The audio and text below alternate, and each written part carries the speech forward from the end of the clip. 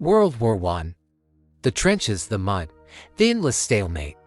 But what if I told you the war wasn't just fought with machine guns and artillery? What if one of the most decisive battles was fought in secret, in a quiet room filled with code breakers, using nothing but paper, pencils, and pure brainpower? This is the story of a single piece of paper, a coded message that would lure America into the greatest conflict the world had ever seen. This is the incredible, almost unbelievable story of the Zimmermann telegram. The year is 1917. Europe is a graveyard. Millions are dead, and the war is locked in a brutal stalemate. Across the Atlantic, the United States remains neutral, a giant sleeping peacefully while the old world tears itself apart. President Woodrow Wilson had just won re-election on the slogan, "He kept us out of war." The American people wanted no part in Europe's bloodbath. Germany, however, was getting desperate. The British naval blockade was strangling their economy, and they needed a way to break the deadlock. So, they decided to roll the dice on a terrifying new strategy: unrestricted submarine warfare. This meant their U-boats would sink any ship heading to Britain, including neutral American vessels. They knew this would outrage the US and likely lead to war. But they had a secret plan, a wild gambit to keep America distracted. This is where Arthur Zimmermann, the German Foreign Secretary, enters the picture. He hatches a plan that sounds like something out of a spy novel. He would send a top-secret, coded telegram to the German ambassador in Mexico. The message was explosive. It proposed a military alliance between Germany and Mexico if the United States entered the war. Germany promised Mexico generous financial support and, here's the kicker, help in reconquering its lost territory in Texas, New Mexico, and Arizona. Yes, you heard that right. Germany was trying to bribe Mexico into invading the United States. To make the plan even more audacious, Zimmermann suggested that Mexico should then try to persuade Japan to switch sides and join them in an attack against America. It was a crazy, high-stakes plot to set America's own backyard on fire, keeping them too busy to send troops to Europe. Now, how do you send a top-secret message across the Atlantic in the middle of a war? It's not like you can just send any mail. All the undersea cables connecting Germany to the rest of the world had been cut by the British at the start of the war. All except one. In a bizarre twist of irony, Germany was allowed to use an American diplomatic cable for peace-related communications. The Americans, trying to be neutral peacemakers, had actually offered this line to the Germans. So, Zimmermann, with incredible audacity, decided to send his warmongering plot through the very diplomatic line provided by the country he was plotting against. He encrypted the message using a highly complex code known as Code 0075, believing it was absolutely unbreakable. He had no idea he was sending his message straight into a British trap. And beknownst to the Germans, the British had a secret weapon. It wasn't a tank or a plane. It was a small, unassuming intelligence unit housed in room 40 of the Admiralty building. This team of eccentric geniuses, a mix of linguists, classicists, and even a publisher, had been secretly intercepting and trying to decipher German communications since the war began. On January 17, 1917, a copy of Zimmermann's encrypted message landed on their desks. The codebreakers, led by a man named Nigel D. Gray, went to work. They had partial German codebooks, captured from sunken ships and downed Zeppelins. It was like trying to solve the world's most difficult crossword puzzle with only half the clues. But bit by bit, word by word, they began to crack it. As the message slowly revealed itself, they couldn't believe what they were reading.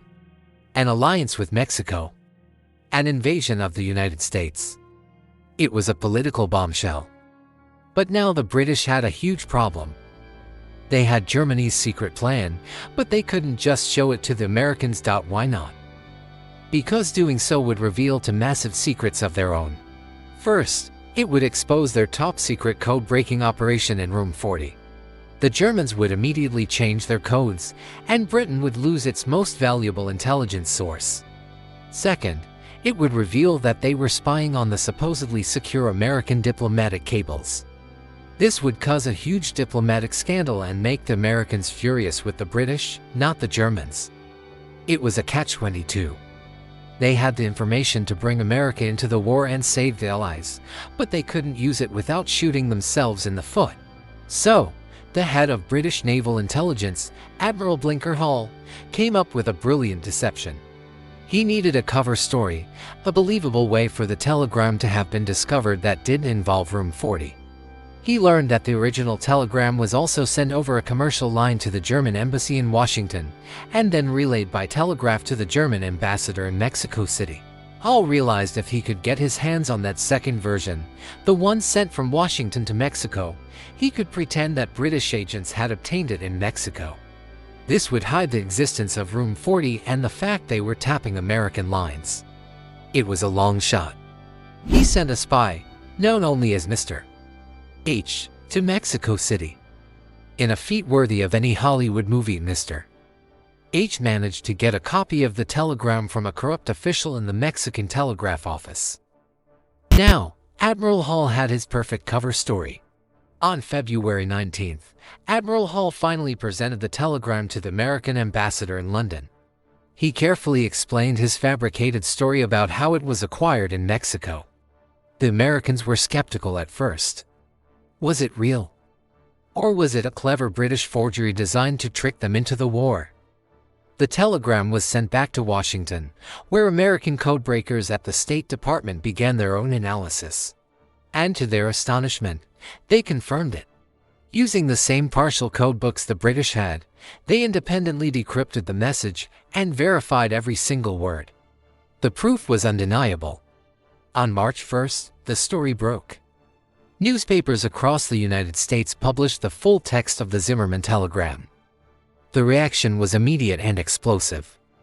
American public opinion, which had been so strongly against the war, flipped overnight.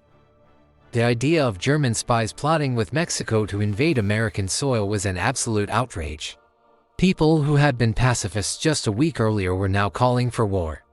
Any remaining doubts were erased when Arthur Zimmermann himself, in a moment of incredible arrogance and diplomatic stupidity, publicly admitted that he had indeed sent the telegram. He actually stood up in front of reporters and said, "Yes, it's true." He couldn't understand what all the fuss was about. For President Woodrow Wilson, this was the final straw. Combined with Germany's continued sinking of American ships, the Zimmermann telegram was the irrefutable proof of German aggression and hostile intent. It showed that Germany had no respect for American neutrality and was actively plotting against the nation. On April 2, 1917, Wilson went before Congress and asked for a declaration of war, famously stating that the world must be made safe for democracy. 4 days later, the United States officially entered World War I. The sleeping giant had awoken.